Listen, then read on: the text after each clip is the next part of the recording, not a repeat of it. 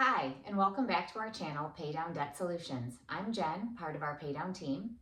Today I want to talk to you guys more about maxed credit cards and flipping negative cash flow into positive cash flow. Now, some of you will recall that I've talked about negative cash flow in the past, and I've said that you can actually get yourself out of debt even if you have negative cash flow, so long as it's not a super negative, right? So there are times when negative cash flow can actually be flipped to a positive, and part of that is through velocity banking. So today I want to go over how to flip a negative cash flow into positive cash flow while using the maxed credit card pay down strategy. Okay, so the first thing that I want to discuss with you today a little bit is going into my background and Dan's background. So Dan's the other half of our team here. And so wanted to kind of go over, for the new people that are brought to our channel, what brings us to you and what qualifies us to talk to you today about finances and about, a little bit about our story and where we came from and how we ended up doing this, what we do here today. So Dan and I are business owners, okay? So we've been business owners for quite a few years. Dan is a mechanical engineer who then left the car companies and started out on his own, creating businesses, and he's, done that, and, he did that probably 20 years ago now and never looked back. So he left the car companies and ventured out. So my story's a little bit different. It took me a little bit longer to get to that, work for yourself kind of freedom that we now enjoy. I was actually a banker at one point and a branch manager. So I come to you with all sorts of background regarding banking products and regarding the banks and, just the whole financial industry, right? So I understand it pretty well. And so me bringing this to you today, I think is pretty powerful, especially when I come from the standpoint of not understanding velocity banking or even having a clue about what velocity banking was. So I was like every single one of you, and Dan was like every single one of you, making payments on all of the things that we, had accumulated over the years, right? So when we're taught banking, we're taught that you go out, you get a mortgage, you get a car, you make payments on your car, you make payments on your mortgage. Maybe you buy something like, some kind of a toy, like an all-terrain, right, vehicle, or a four-wheeler, something like that, right? And you're making payments. Maybe boats are your thing, so you're buying a boat. So you start to accumulate things, right? So you get stuff over the years, and that stuff costs money. And of course, you pay for it through payments, because most people can't just turn around and pay for those things right out of their pocket, right? They've been taught to make payments. And so we are caught in this cycle of, debt because of the payments that we're making, and we think we can afford them. But at the end of the day, when we sit down and we look at our finances, we realize it's not the stuff that we can't afford. It is the payments that we can't afford. That stuff actually might be affordable if you learn to bank the right way. And so that's what we're bringing to you guys today, is how to take all the stuff and all those payments and work with it just a little different to free up cash flow, okay? So as a banker and as a branch manager, I mentored many people, but never did I understand velocity banking, and never did I know it even existed. So banks don't teach you this. Bankers certainly don't teach you this. What they do is they tell you all about loans. And, you come in and you want to consolidate some debt. The first thing they're going to tell you is, number one, they're going to tell you, oh, you can get a personal loan, you can get a home equity loan, or we can refinance that mortgage for you and we can consolidate all that debt into a new mortgage loan. Well, those of you that follow this channel know exactly what happens when you do that. And we've all done it, right? Especially when interest rates kept falling and interest rates kept dropping. So what did? We went out and we refinanced our home to get that lower rate, right? Because we thought we were saving money in the process. But what did we actually do? Well, we reset that amortization schedule. So an amortization schedule is what all loans are based on, right? Especially your mortgage. So with an amortization schedule, and this is what the banks tout, right, are these loans, that you will go ahead and get your mortgage, and your first payments that you make, so within the first 10 years, let's say, you're paying more in interest than you're ever going to pay on the principal of that loan or that mortgage. And that is where the problem lies, because you end up spending hundreds of thousands of dollars in interest over your life that you could save if you were not on an amortization schedule. So what pay down teaches and what velocity banking is all about is simple interest and learning how to work with simple interest tools such as your RLOCs or your revolving lines of credit. So what are the RLOCs again? Many of you already know that watch the channel. They are your home equity loans, your home equity lines, your personal lines, your business lines, and your credit cards. So the very thing that you thought got you into debt can actually get you out of debt and save you money. And I know that's unbelievable to a lot of people that have, that are just coming to this channel, right? Because you don't understand yet how to work with credit cards and how to use your credit cards to your advantage, all right? So again, when I talk about, people that have a maxed card strategy, the first thing we do is we organize our bills, right? We use the pay down 3-step system, which is organizing your bills, right? You organize, you then identify, and then you're going to implement, okay? And I'm going to write that down for you down here. So we're going to organize. So we organize our bills, we identify, and then we implement. And this marker is not real happy right now, so it looks like it's running out. Okay, so the first thing we do with the pay down system, okay, and we start everything out this way, whether you're using the max card strategy or not, we're going to first organize our bills, okay? We organize all of our bills. We take into account everything that comes into your household. So every bill, every itty bitty piddly payment that you have, you're going to take a look at, okay? And you're going to write them all down so you know everything that comes in as a charge to you, right? So every expense you're going to then organize. You're also going to organize all of your income. Nobody has a problem with that. Everybody knows exactly what their income is, but no one knows exactly what their expenses are, okay? So that is a problem that most Americans have, is that we just don't know what the expenses are. The next thing we're going to do then is we're going to identify. I have to get rid of this one, sorry. So we're going to identify then. So we're going to identify what our debt destroyer is. So what is a debt destroyer, Jen? Well, a debt destroyer is the tool that you're going to use to work down your debts, okay? So most of the case, especially if you're working with a max card strategy, it's going to be a credit card. But once we have paid down on that credit card long enough and we've relieved some of that pressure from those maxed cards, we're then going to go and we're going to apply for a personal line of credit for the most part. Usually it's going to be a personal line of credit. However, if you have a home and you have equity in the home, it might be a line of credit at that point, okay? So maybe we apply for a home equity line, but most of the time it's going to be that personal line of credit that you're going to go for. All right, and then we're going to implement our strategy, right? So the first thing, we organize our bills. The second thing we do is we identify that debt destroyer, and then we identify the plan that we're using, whether it's the max card strategy, whether it's, that you want to, pay off your mortgage faster, or if you just want to use your home equity line or personal line to just hammer down your debt. And so maybe it's that streamlined. But in this case, we're looking at the max card strategy.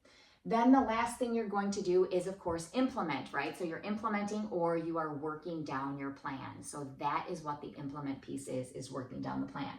Okay, so to begin all of this, and we will get into our work down strategy and talk about a case study here about somebody that wasn't really happy with the amount of her personal line of credit that she got when she applied for it. So we're going to talk about that and how she thought it wasn't going to work for her, but in the end, it really did, okay? So the first thing we're going to talk about is your money mindset. Your money mindset is incredibly important, okay? And when I talk about a money mindset, I'm talking about changing your money mindset from the payment poor position that you're in today to a cash flow, cash ready, cash available position. So you're going from payment poor to cash flow, okay? And that is what we're working with today, all right? So your money mindset.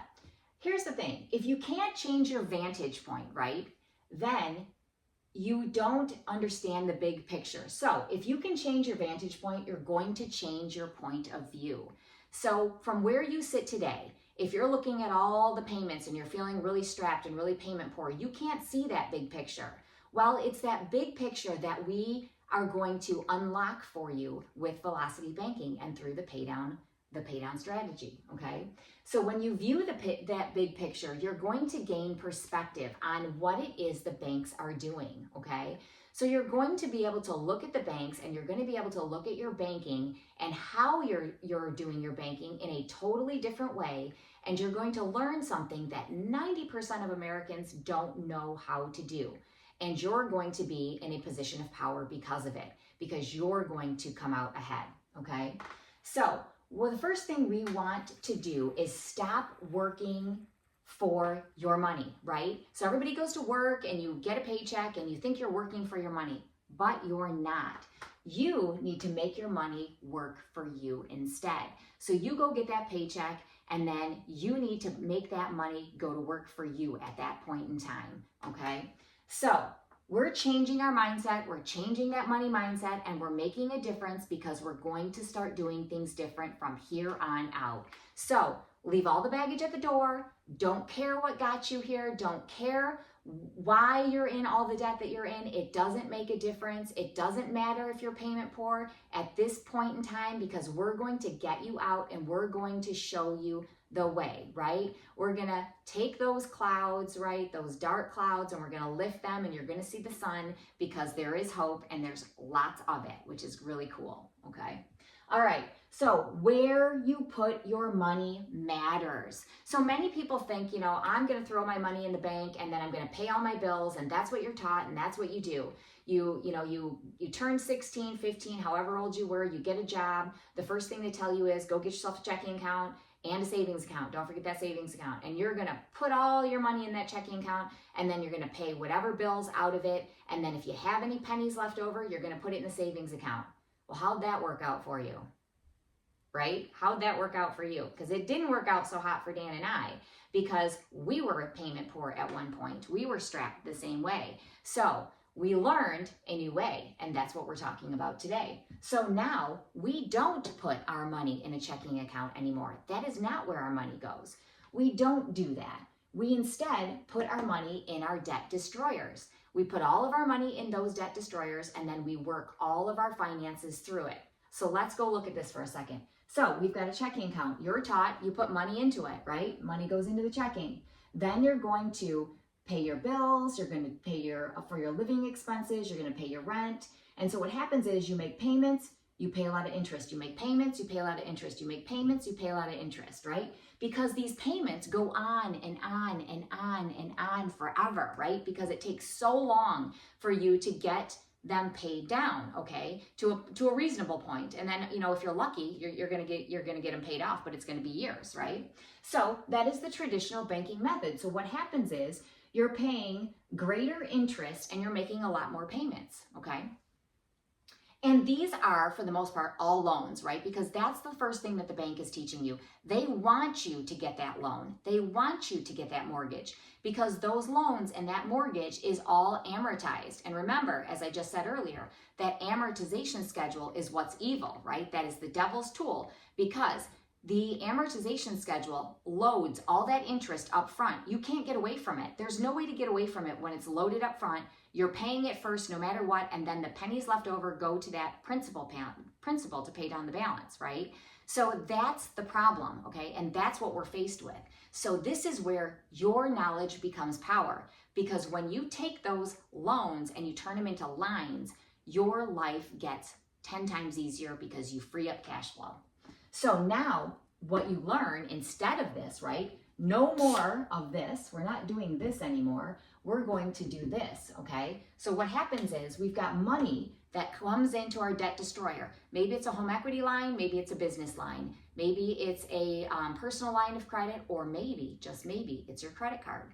So you're going to put money into that debt destroyer. So really, what does that mean? It doesn't, because you cannot take cash and throw it right onto a line of credit. Can't do that. So it first has to park in the checking account for about a split second, and then you're making a payment to that debt destroyer. And that payment to that debt destroyer could be your entire paycheck, okay? Or it could be all of your chargeable expenses. But it's going to be some larger amount to help you pay your way down, right? Because you're going to be spending all of the things you can charge through that debt destroyer. You're going to be doing that. So what this looks like is your money comes into the debt destroyer, okay? Then you're going to pay your bills, okay? You're going to pay your bills, your living expenses, your mortgage, your rent, whatever, out of this debt destroyer tool. And what happens is it's less interest paid, and you're going to pay it in a shorter term, and you're going to gain cash flow, right? So there's money at the end of this. There's money here. Notice there's no money here, right? Because there is no money left over. You've used it all. You've used it all because you're paying on all these payments, and you're paying on them for years, and all the interest is loaded up front. And so you're paying down your balance by minuscule amounts. So there is nothing left over. But when we do it right, okay, when we do the pay down way right, the pay down strategy, velocity banking, when we do it right, there is money left over, and that becomes cash flow. And cash flow is king. All right, so when we do the traditional checking account, what happens is you're looking at more interest paid, right? So you're paying a lot more interest, you're paying less principal, okay? So there's less principal deduction, all right, because you're making payments to loans. And it's a longer payment cycle. So that payment cycle is much longer, and you're loaded with stress, right? You're loaded with stress because you've got all these payments and you don't have any cash flow, and you don't have any cash left over at the end of the day. And if you do have some, it's certainly not enough now, is it, right? And so what happens is we become payment poor, all right? Payment poor is not a fun place to be. God knows that Dan and I were there. God knows we know what it's like. And so what we want is that freedom for you. And that's what we're here teaching you, all right? So when you choose to do it the pay down way using velocity banking, you're going to put your money in that debt destroyer. And that debt destroyer then creates a way for you to pay less interest. So more principal reduction happens. You're paying that principal down faster because you're gaining cash flow. You're having less time spent paying off your debts, okay? And you have more cash flow due to this. And what happens with that cash flow? That cash flow then goes in and works down your debt. And how does it work down your debt? Because it's not sitting in a checking account staring at you, asking you to spend it. That's part of it, right? Because a lot of us have trouble with that, where if we have any money in the bank, we go spend it. We're spenders, right? That's what we do. We want to enjoy ourselves. We want to have a good time. And I'm not telling you not to. But what I'm telling you is that do it wisely, all right? Do it wisely. And if you do it this way, you don't see that cash flow, right? It gets involved and absorbed into those debts and pays them down. All right, so at the end of the day, it's a lot less stress. Now, there is one caveat to all of this. If you are a spender, if you cannot curtail, if you cannot live to any kind of a budget, you're going to struggle with velocity banking, all right? So I can't tell you everything is all roses and sunshine, because there are certain people out there that cannot seem to do it. But the problem isn't then, their situation. The problem is somewhere inside of you. There's a reason you're spending money like that. And so, I don't know if it's therapy sessions at that point, I'm not sure, but you got to figure out why you're spending money the way that you're spending. If you can't keep to a budget, there's a whole other problem going on that you got to fix. Because I think most people can stick to a budget. And I'm not saying that you have to, as Dave Ramsey says, eat beans and rice, right? You don't have to do that. You can live a good life and still make cash flow for yourself as long as you don't spend too much and overspend. So that requires a little bit on your part. It might be that maybe you're going to spend all of your, you're going to charge all your expenses on a credit card. Look at that card every week and make sure, what are my chargeable expenses? What can I afford to spend? And make sure that you budget that through the month so this week, am I ahead or behind? Am I spending more or am I spending less? So if you're spending less this week, you can maybe spend a little bit more next week. Don't go crazy, but you can spend a little bit more. Then the following week, if you're building up a bank of not having spent too much, maybe you can treat yourself and buy something for yourself. But again, maybe you're like I am, and whenever you bank money like that, bank it on your card, you look at that and say, yes, now I have more cash flow, and now I'm going to pay that down faster. So hopefully you'll be that kind of spender, right? Where when you're underspending one week, you don't go and match it the next week, okay? So that would be really cool. And I think you guys can do that. I did it, and I like to spend money. Who doesn't like to spend money, right? All right, so here we have a pay down maxed cards strategy roadblock, right? So we had somebody who came to us and we were working with the maxed card strategy with her. And she was upset because when she went to go get a personal line of credit, she could only get it for $5,500, okay? And I thought that was great, actually. I thought that was really great that she got it for $5,500, having known, what her situation was. She's doing all right, and she's doing great. She's working her strategy, and she goes out and she gets this personal line of credit, and she says, I only got $5,500. Well, that $5,500 sure came in handy, okay? So she was looking for 10. She thought she could, handle more debts at once, but we were still able to work a pretty good strategy. And not only that, when you take a look at her picture, her financial picture here, look at this. Her income is $4,620. Her total expenses are $4,780. So what does that mean? That means she's in a negative cash flow. So she's in a negative cash flow. She's been in a negative cash flow. And so she's lucky that she got this $5,500, which she knows now, right? But we were able to flip this. And I'm going to show you how we flipped that for her and made things, she went from a really stressed out, horrible situation. Like she couldn't eat. She was stressed. She was upset. She was a bundle of nerves. She didn't know what she was going to do. She's a young woman. She was divorced, and she just needed help. And so what we did for her is we changed her entire, what did we change? Her mindset. Okay. We changed her mindset, and we showed her the bigger picture, and she gained perspective on this after learning more about velocity banking, okay? So now we see her income, we see her expenses. She's in a negative cash flow by $160 a month. So she's going the opposite way, okay? So her rent, she's a renter, she doesn't own a home. So she's at $1,200 a month in rent, okay? She has a car that she's paid on, I think, a year already. So it's at $17,454 is the balance on that. Her monthly payment is $396. It is at a 4.25% interest rate. And it's a 5-year loan. And once she's done paying all of this, starting at this year point, so she's already paid, I don't know, quite a bit in interest. I don't remember what it is at this point, but she has left to pay $1,553, okay? And so she'll do this over 5 years. Now, she has a personal loan that is at $12,000, okay? It's right at $12,000. She has $373 as her payment, and she's at a 7.5% interest rate.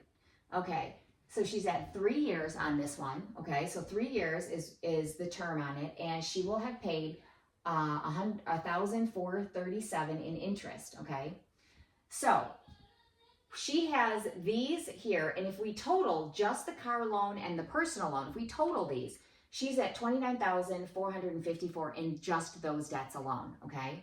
Now, again, she's a divorcee. She's had to take out a personal loan to help pay some stuff because of their situation, through the divorce. So that's how she ended up with this loan, okay?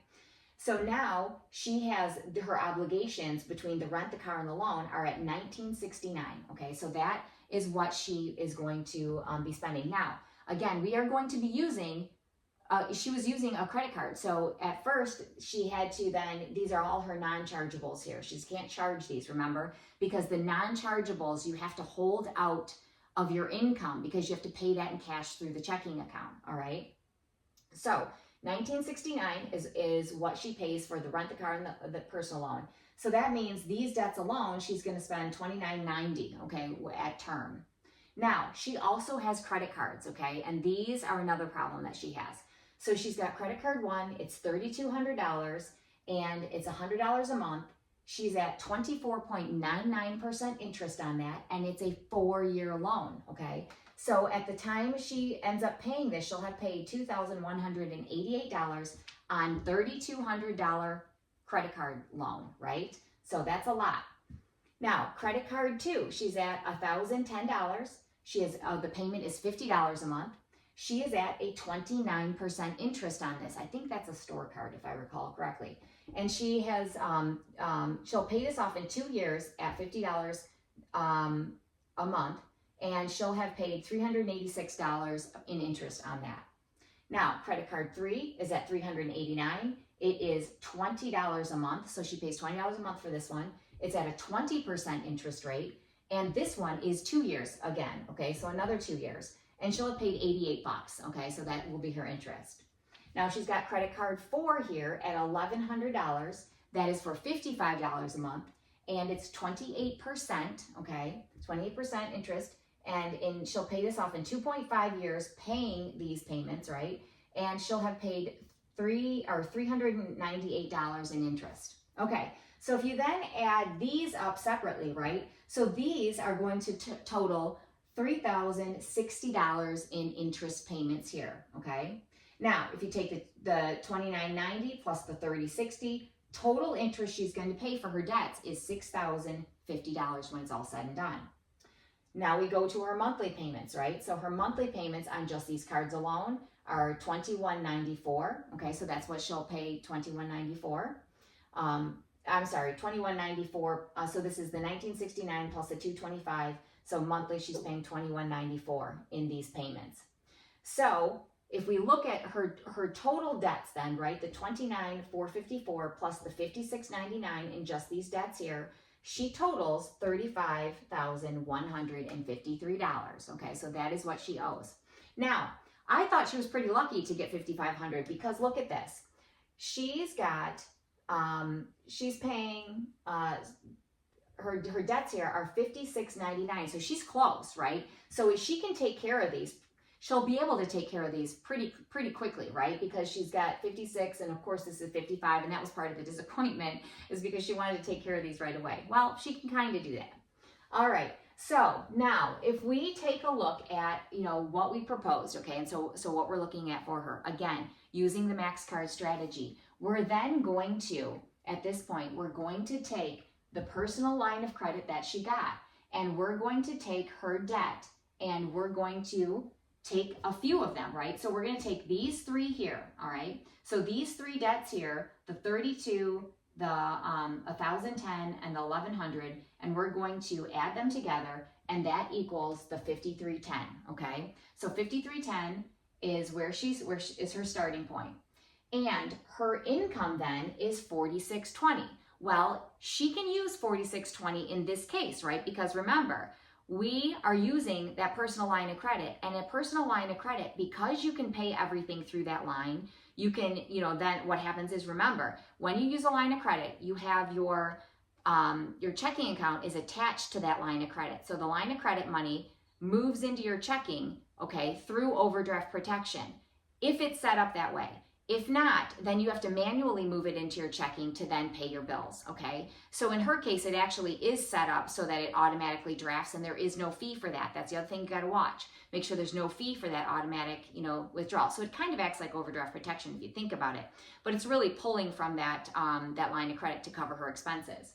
So she can put all of her income then into this and drop it. So what's gonna happen is she puts her income in, she starts at the 5,310, she puts all of her income in, the 4,620, that she puts in, and it drops her balance to 690, okay? So here she is, she goes from 5,310 to 690 in 1 month's worth of time, okay? She drops her balance all the way down to 690. So the beauty about velocity banking and the beauty about the simple interest, because it's calculated on an average daily balance, you're then spending less in interest. So we have to calculate our interest. So the green here is all of our interest expenses, and the blue is all of our expenses that we have, okay? So what happens is, how do we get this interest rate? So how do we figure that? Well, remember, this 5,310 is at, and did I write it down here? It's at, oh yeah, it's at a 10% interest rate, okay? So this personal line of credit that she got is at a 10% interest rate, okay? So there's 10%. So what we have to do is we take our high balance, we add it to our low balance, and then we divide it by 2, because that will give us our average for the month. So then we get the average for the month, and then we multiply that by 0.10. So that 10%, we're multiplying it by 0.10, so we move our decimal. And that's going to give us an annual interest. So we don't want the annual interest though, right? We only want it for 1 month of time because we know we're paying it down. So 1 month is all we want to get each month. So we divide that by 12 and we end up with $25. So she's paying $25 to use her line of credit in this month, okay? So here are the expenses. They're $45.75. Well, hold on, Jen. The expenses up here say it's $47.80, okay? And it is $47.80, but you have to remember, we have just paid these off. So if you take your handy dandy trusty calculator right here, okay, and you take your $47.80, okay, and you're subtracting out this payment, so 100, minus this payment, which is 50, minus this payment, which is 55, that equals, if you can see that, the $45.75, which is right here. Because remember, when you're working with any lines of credit, those payments now are gone, right? We've gotten rid of them because now they're inside this line of credit. So these come back to us in a sense, right? They come back to us in cash flow, actually. So that's why we're able to use all of our income. But we deduct everything except this this $20 here, because that actually still has to be paid, right? We haven't paid that off quite yet. We haven't paid this one because we couldn't fit it all in. We only had $5,500, not the $56.99. So we had to hold that out, okay? So now what's going to happen is, I digress, right? So now what's going to happen is, here's month 1, all right? So she's going to then, charge her expenses throughout the month, right? Her expenses are going to come out of that line of credit. She's going to use her debit card and she's going to buy groceries. She's going to buy gas. She's going to pay her bills. She's going to do everything through that checking account. But remember, it is now coming from that line of credit, that personal line, into her checking account. So that checking account is actually the line of credit. So it's being used as a pass-through to pay for the charges that she has, okay? So then she ends up with, after all of the charges that she adds in and her interest rate, she ends up at $52.90. But you can see how she's dropped her balance to $52.90 from the $53.10. And again, the income then hits this account at $46.20. So $46.20 hits the account, drops it to $670. We were $690 here, we're $670 here. Again, our expenses have to come back in, and our interest has to come back in. And so we're going to do this for 1, 2, 3, 4, 5, 6, 7 months, okay? We're going to do that for 7 months. And then what happens at the 7 month? Okay, Mark. What happens is her balance is now low enough where she can add in this $389, okay, and get rid of that card. But 7 months have gone by. And so that card now is at a balance of $290, okay? So I put it on a schedule, figured out where it was at. It was going to be at $290, okay? So at $290, so it's dropped from the $389 to $290, so we can envelop it inside this card. And now our balance on our personal line of credit is $54.57. So that is now her new starting balance for her personal line of credit. So she's going to then, at this point, because it's 7 months now, she's going to then apply for a 0% credit card. So that 0% credit card, she should be able to get, because remember, she's now taking care of some of these balances. Her balances are lower, so she should be able to get this at this point. Now, that is part of our maxed card strategy. So when we're doing our maxed card strategy, we're going to organize, identify, and implement, and then at either, depending on where your credit is, and her credit was dinged, but it wasn't too bad, okay? So with her credit not being too bad, at about 7 or 8 months, she's gonna then go ahead and apply for a 0% card because I think she can get it, okay? So she applies for the 0% and she's gonna get a $10,000 line, okay? She should be able to. And so now what's going to happen is we're going to have a 2 strategy, okay? We're gonna have 2 strategies going. So she's going to have her personal line of credit that she's going to be working down. She has now her $54.57 on that line of credit, her personal line of credit, okay? And we also got the 0% credit card. So that 0% credit card, we're going to get at $85.44, okay? So I'm sorry, it's for $10,000, but we're only gonna put $85.44 on that because remember, all of these balances then have dropped some at this point, right? Because we're 7 months have gone by. So they've dropped now. And so her personal loan here is going to be at $85.44. So when she takes that and puts it on the 0% card, it's going to be at $85.44. Now, it actually was $82.95, but remember, anytime we do our cash advance fees, okay, anytime we do a 0% credit card, we're going to have a convenience check. It's convenience check. I always want to say cash advance. It's not. It's convenience check. So there's a convenience check fee, and the median is like 3%. So I'm going to assume it's 3% at this point. So we've got to add the $249 that we're going to be charged for that. So that's where we come up with the $85.44. Okay, so that's where the $85.44 comes into play here. Now, we have to then split our income between these two cards, okay? And sometimes you have to play around with it a little bit to kind of see what's going to make the most sense, which is great with our app that we're bringing out to you guys. I can't wait for you guys to see it. It's awesome. Okay, so in this case, we're going to then be splitting, and we're going to put $1,920 of the income, so $1,920 on the personal line of credit, and we're going to put $2,700 on the 0% card, okay? And so if we do that, then we're going to have our expenses, which are $25.86. Okay, so $25.86 are all of the chargeable expenses that we had, because really we can only do chargeable. Remember, the chargeable expenses are the only ones that can go on a credit card. So we have to make sure the chargeable expenses are on the card, which is $25.86. All right. And so over here, the remainder is the $15.96. So she'll be paying the $15.96 through that personal line of credit at this point, okay? So we've split those, all right? So we split the income, and we also split the charges, and so that's what we've done. Now, there's interest charged here, so we have to then calculate the interest, and so that's going to be $37. And so then we start running the credit card and the line of credit simultaneously, all right?